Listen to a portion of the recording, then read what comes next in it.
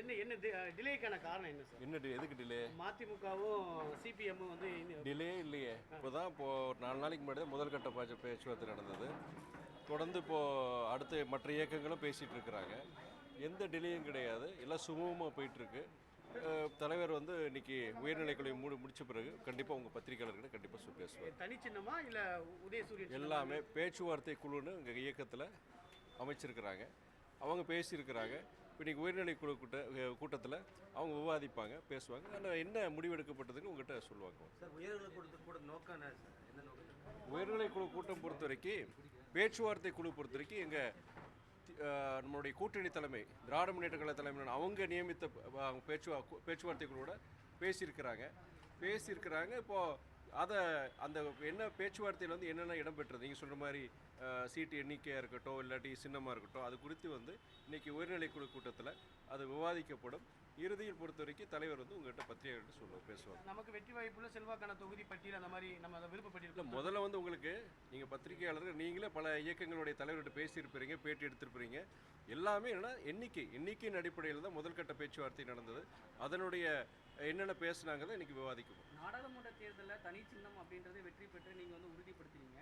தனி சின்னத்தில் மதிமுக போட்டியிடுறதுல உறுதியாக நம்ம வந்து இருக்கிறோம். இல்லை, நீங்கள் எண்ணிக்கை சின்னம் இது போன்ற விஷயங்கள் வந்து பேச்சுவார்த்தை குழு அங்கே திமுக குழுக்கிட்ட பேசியிருக்கிறாங்க.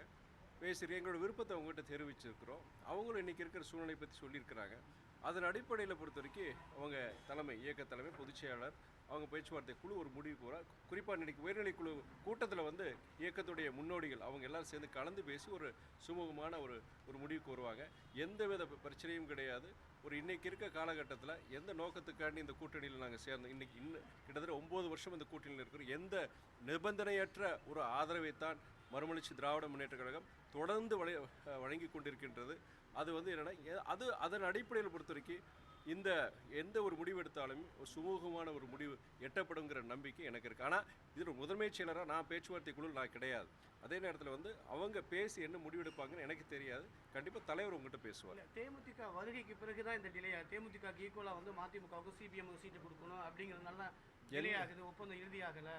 இல்லை, அதாவது கூடுதல் இயக்கம் வருது. ஏற்கனவே வலுவான கூட்டணி, திமுக தலைமையிலான கூட்டணி வலுவான கூட்டணி. கடந்த 9 வருடங்களில் வந்து பழைய தேர்தல்களில் சட்டமன்ற தேர்தலாக இருக்கட்டும், உள்ளாட்சி தேர்தலாக இருக்கட்டும், நாடாளுமன்ற தேர்தல் ஒரு மிகப்பெரிய வெற்றிகளை அடைந்த ஒரு கூட்டணி தான் திமுக தலைமையிலான கூட்டணி. இப்போ அப்படிப்பட்ட ஒரு வலிமையான கூட்டணி, கூடுதல் இயக்கங்கள் வந்தது, அது கூடுதல் வலு சேர்க்கும் தான். இப்போ என்னென்னா அதனால் வந்து அது ஒரு மகிழ்ச்சியான விஷயந்தான். இப்போ அது கூடுதல் இயக்கங்கள் வரும்போது கண்டிப்பாக வந்து எல்லா இயக்கங்கள் ஏற்கனவே இருக்கிற இயக்கங்கள் அவங்களுடைய எத்தனை சீட்டில் போனதார போட்டி போட்டால் அது குறைக்க வேண்டிய ஒரு சூழ்நிலை வருது.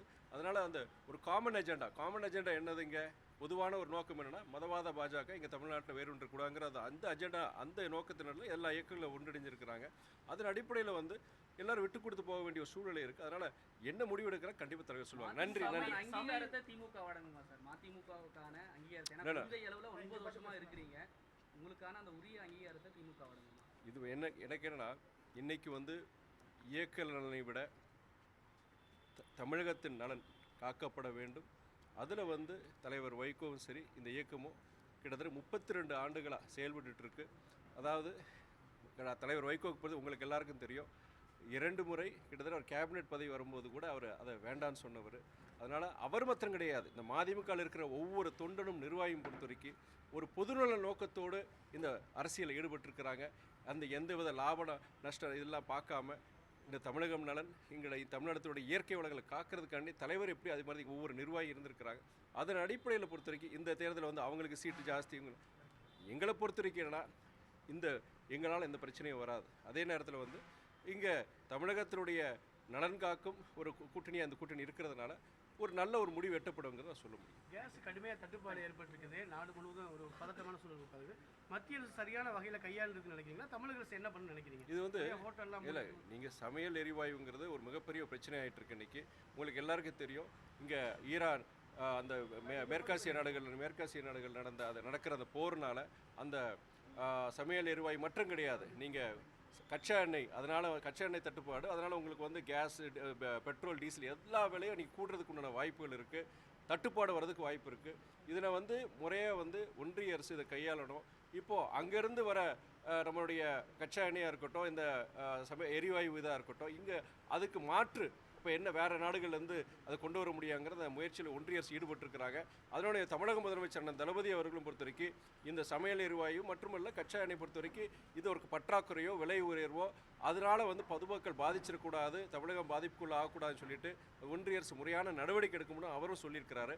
அதனால் எனக்கு என்னென்னா இது துரித நடவடிக்கை ஒன்றிய அரசு எடுக்கணும். ஏன்னா இது வந்து அத்தியாவசிய பொருள். இது நீங்கள் ஒரு நாள் 2 நாள் கூட நீங்கள் தாமதிச்சுன்னா அதனுடைய பாதகம் வந்து சாதாரண ஜனங்களுக்கு ரொம்ப கஷ்டமாக இருக்கும். Thank you sir.